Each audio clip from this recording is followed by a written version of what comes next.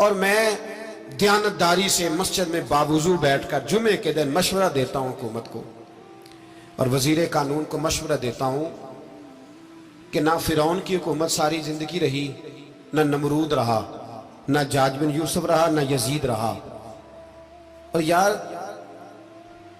درباری بن کے حکمرانوں کی چاپلوسی کرتے کرتے تم یہاں تک آ گئے ہو کہ اب نبی پاک کی عزت کو آنچ ڈالنا شروع کر دیا ہے۔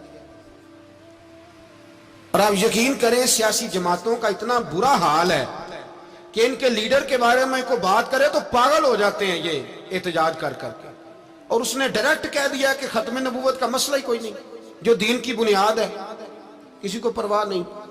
مجھے تو ان لوگوں کی فکر ہو رہی ہے جن لوگوں نے انہیں ووٹ دیے ہیں، وہ اللہ کو کیا جواب دیں گے۔ اور یہ اللہ ماشاءاللہ ساری سیاسی جماعتیں اس طرح کی۔ اور میرا وزیر قانون صاحب کو بھی مشورہ ہے کہ زندگی بڑی تھوڑی ہے، بڑی تھوڑی، اللہ سب کو معاف کرتا ہے، اپنے رسول کے غداروں کو معاف نہیں کرتا۔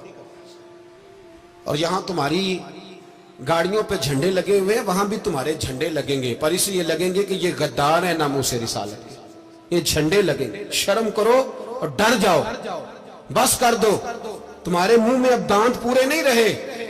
کوئی شوگر کا مریض ہے تو کوئی بلڈ پریشر کا، تو کوئی ہارٹ کا، تو کوئی کینسر کا۔ شرم کرو اور اپنی قبر کی بھی تھوڑی سی فکر کرو۔ بتاؤ پاکستان کے کتنے صدر گزرے، وزیر اعظم گزرے، تو ان کی قبریں کہاں ہیں؟ کوئی جاتا ہے ان کی قبروں پہ؟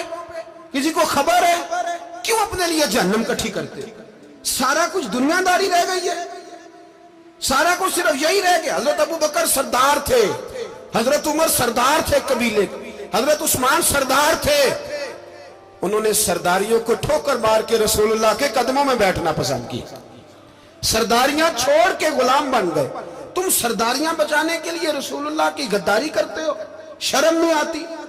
اور قوم شکوہ ہے مجھے ان لوگوں سے جو مولوی تو کہہ دیتے ہیں تو سیاست نکار، اور کسی سیاستدان کو منع نہیں کرتے کہ جب تجھے سورت فاتحہ بھی نہیں آتی تو تجھے کس نے اجازت دی ہے اتنی بڑی بات؟ اور میں نے پچھلے سے پچھلے جمعے بھی کہا تھا، پھر کہتا ہوں اور آن دی ریکارڈ کہتا ہوں، مرزائی کل بھی کافر تھے، آج بھی کافر، اور قیامت تک، اور جو ان کے کفر میں شک کرے وہ بھی، اور پکا بے ایمان ہے، کافر ہے۔ وہ وزیر قانون ہو یا صوبائی ہو یا وفاقی ہو، من شک فی کفر ہی فقط کفر، جو مرزائی کے کفر میں شک کرے وہ بھی کافر ہے۔ ہمارے رسول آخری رسول ہے، ہم کسی کو یہ اجازت نہیں دیں گے کہ وہ ختم نبوت میں رکھڑا ڈالنے کی کوشش کرے، ہم کسی کو یہ اجازت ہے۔ اور تم نے قوم کو لوٹا، لوٹتے رہو، اب ایمان پہ ڈاکے تو نہ ڈالو۔ تمہیں دولت لوٹ کے پیٹ نہیں بھرا، اب ایمان لوٹنا شروع کر لیا ہے۔ تمہارا فیکٹریاں لوٹ کر، قومی خزانہ لوٹ کر پیٹ نہیں بھرا، بھائی مانو اب دین بیچ کر اپنی حکومتیں پکی کرو گے۔ اور وہ لوگ بھی تیار ہو جائیں جو ان بھائی مانوں کو منتخب کرتے ہیں، ان سے بھی سوال کرے گا ختم نبوت کا موضوع قیامت کے دن کہ تم بتاؤ، ان کو سپورٹ کرتے تھے جو رسول اللہ صلی اللہ علیہ وسلم کے بعد بھی کسی نبی کو نبی ماننا درست جانتے تھے؟ شرم آنی چاہیے، خیال ہونا چاہیے۔ اور میں نے کہا کہ ہمارا دل نہیں چاہتا، آپ یقین کریں، ہمیں شوق ہے جلوس نکالنے کا، تمہارے خلاف باتیں کرنے کا۔ تم نے روز تھرمامیٹر نکالا ہوتا ہے، چیک کرتے ہو کہ ایمان کتنا ہے کتنا نہیں ہے۔ یہ پاکستان اگر صوبہ سندھ ہے تو حضرت عبداللہ شاہ غازی کا ہے، اگر بلوچستان ہے تو حضرت بابا عبد الرحمان کا ہے، اور اگر پشاور ہے تو وہ صوفیاء کا ہے، اور اگر یہ دھرتی پنجاب ہے تو یہ داتا علی اجویری کی ہے، یہ بابا فرید الدین کی ہے۔ اس میں کسی غدار کو قبضہ کرنے کی اجازت بالکل نہیں ملے گی۔ اور ہم وہ لوگ بھی نہیں جو چپ کر کے اندر سوتے رہیں، قوم جو کرتی ہے کرتی رہے، ہمیں پرواہ نہیں، نہ ایسی کوئی بات نہیں۔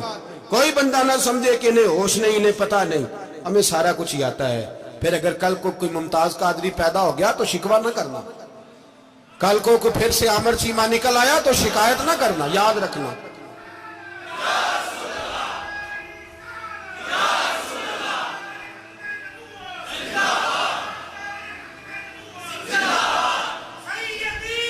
تو میرے بھائی کھل کے بولو، یا نبی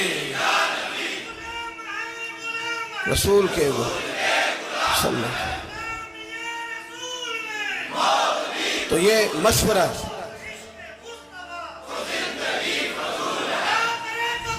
جزاک اللہ. تو یہ تمہیں مشورہ ہے.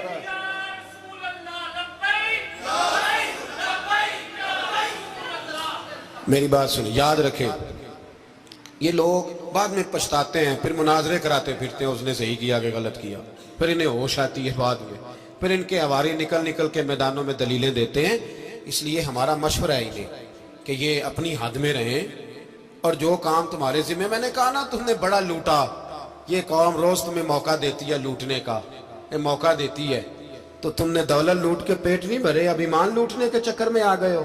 یاد رکھو، مسلمان گناہگار ہیں، غدار نہیں ہیں. تمہیں دولت لوٹنے کا تو شاید موقع مل گیا ہے، پر ایمان لوٹنے کا موقع نہیں ملے گا. تو اس لیے اس کو لگام دو. اور ویسے بھی کتا جو پالتو ہوتا ہے نا، اس کو گھر کے اندر سنگلی سے باندھ کے رکھنا چاہیے. یہ تمہارے بوٹ چاٹتے ہیں، بھونکتے ہیں، تمہارے حق میں وزارتیں لیتے ہیں. ہم نے تو کوئی وزارت نہیں لی تم سے، اور نہ ہمیں شوق ہے. اس لیے کہ ممبری کیا کرنی ہے جس کو ممبر رسول عطا کر دیا جائے؟ اس نے کیا کرنی ہے یہ ممبریاں جس کو پکا ممبر رسول دے دیا جائے؟ تو اس لیے اس سے باہر آؤ. میں نے کہا بڑے بڑے نمرود، فرعون، قارون دفن ہے، تمہارا بھی نام تک نہیں ہوگا، بالکل نام نہیں ہوگا. اس لیے ہمارا مشورہ، اور آپ لوگ بھی آئیں نا یہ اگلے سال، تو ان کو کھڑا کر کے پوچھ لینا، اسلامی جمہوریہ پاکستان کا تم نے MPM بننا ہے، پہلا کلمہ ہی صحیح سنا دو. چلو خدا کا واسطہ یہی بتا دو کہ تمہیں نماز بھی ڈھب سے آتی ہے کہ نہیں. اور آپ کی موج ہے، آپ بٹھا لیتے ہیں سر پہ، کیا کریں، سمجھانے والے مفت گناہگار ہو گئے اور بہکانے والے سب تمہارے یار ہو گئے. اس لیے یہ چھیڑتے ہیں جان بوجھ کے. اور پھر جب کوئی ممتاز قادری علیہ رحمہ پیدا ہوتے ہیں، پھر انہیں دشواری ہوتی ہے، پھر ان کا جینا مشکل ہو جاتا ہے. یہ موقع دیتے ہیں، پتہ نہیں کس کے ایجنڈے پہ عمل کر رہے ہیں. میرا سوال یہ ہے، میں نے پچھلے جمعے پھر میرا سوال ہے کہ میں پوچھتا ہوں، اس آدمی کو ضرورت کیا ہے ختم نبوت پر بات کرنے؟ جب امت مسلمہ کے متفق کا فیصلہ ہے کہ مرزائی کافر، اسمبلی نے بل پاس کر دیا کہ مرزائی، ان کو اقلیت قرار دے دیا، اور جب سے وہ اقلیت بنے، نہ ہم نے ان کی عبادت گاہ جلائی، نہ ہم نے ان کو قبروں سے نکالا، نہ ہم نے، بس ٹھیک ہے جیسے عیسائی رہتے ہیں، یہودی سے کس ملک میں رہتے ہیں وہ بھی رہے، اقلیت بن کے رہے، کوئی اعتراض. پر تم انہیں کھینچ کے کیوں قریب کرتے ہو؟ تمہارا کیا جرانہ ہے ان کے ساتھ؟ بتاؤ تو صحیح. ان لوگوں سے ان کو چاہیے اپنے منہ میں لگام ڈالیں، اور اگر نہیں ڈالیں گے پھر انشاءاللہ ڈالی جائے گی، اور بڑی تگڑی ڈلے گی، اور پھر ایسی ڈلے گی. سلمان تاثیر جب مرا تھا نا، تو 5-5 لاکھ روپیہ مولویوں کو آفر کی جنازہ پڑھاؤ. 5-5 لاکھ روپیہ چھوٹے چھوٹے مولویوں کو. اور داتا صاحب کی مسجد کے خطیب بھی صوبائی جو تھے، وہ خطیب تھے، ملازم تھے. انہوں نے کہا کہ ایمان نہیں بھیجنا، نکالنا نوکری سے تو نکال دو.